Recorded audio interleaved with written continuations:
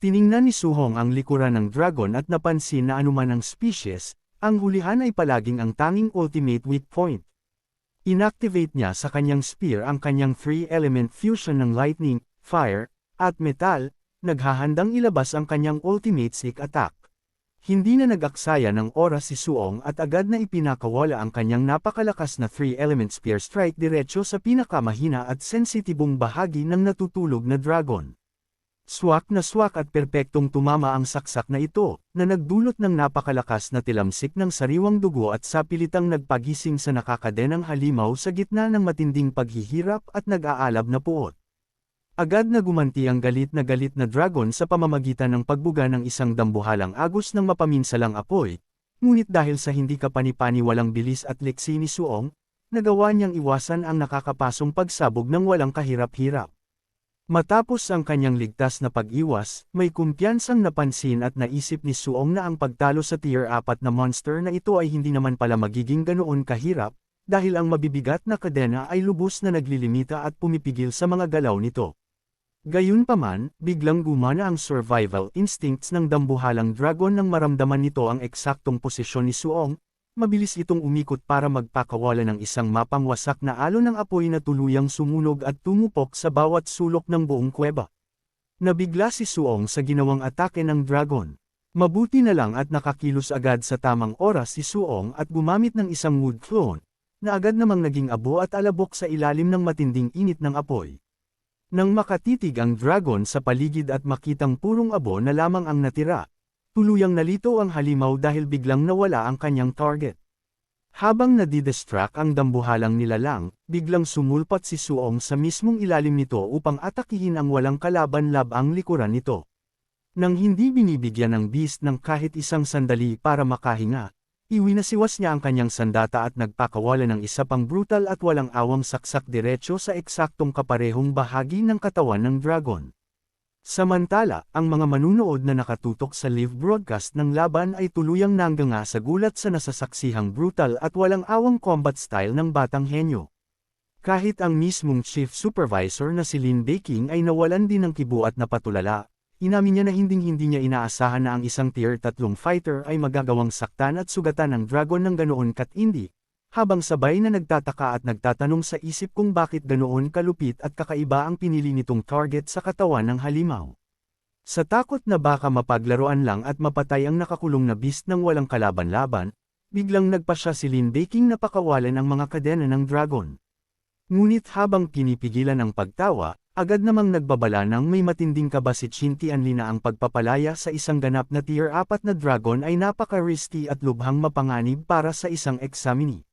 Binaliwala lang ni Lin Beijing ang panganib dahil determinado siyang gamitin ang pambihirang pagkakataong ito upang itulak si Su-hong sa kanyang absolute limits at makita ang tunay na hangganan ng combat power nito.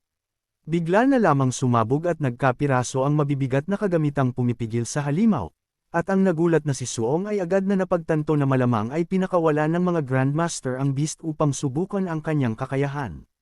Nang makalaya mula sa kanyang mga gapos, ang galit na barbarian dragon ay nagpakawala ng isang nakakangatog tuhod na angle habang ang napakalakas nitong aura ay marahas na sumabog sa buong paligid. Kalmado namang tumabi si Su-hong habang ang mga dambuhala at mabibigat na metal chains ay bumagsak at hamampas sa lupa na lumikha ng malakas na ingay. Sa pagtayo nito sa buong taas nito, ang dragon ay nagpakawala ng isang dambuhalang haliginang mapangwasak na enerhiya diretso sa kalangitan. Habang nararamdaman ang napakalakas na pressure, inihanda ni Su-hong ang kanyang sarili, na pagtatanto na ang isang tunay na tier 4 na dragon na may purong bloodline ay isang ganap na kakaibang antas ng hamon. Ngunit sa halip na umatras o matakot, mas lalo pa siyang nasabik at natuwa dahil sa wakas ay natanggal na ang mga gapos nito, nangangahulugan ito na maaari na niyang subukan ang kanyang maximum power sa isang totoong labanan na walang anumang limitasyon o pagpipigil. Itinuon ng barbarian dragon ang nagngangalit nitong titig kay Su-hong at agad na nagpakawala ng isang mapaminsalang agos ng apoy, na pamorsa sa kanya na tumalon ng napakataas sa ere upang umiwas. Habang nasa kalagitnaan ng pagtalon, inactivate ni Su-hong ang kanyang elemental na ability. At mabilis na gumanti ng atake si Suong sa pamamagitan ng pagpapadaloy ng matinding water energy sa kanyang spear upang magpatawag ng isang dambuhalang water dragon. Ang dalawang magkasalungat na elemento ay marahas na nagbanggaan sa ere, na lumikha ng isang dambuhalang ulap ng kumukulong singaw at hamog na tuluyang bumalot at nagpalabo sa buong kuweba.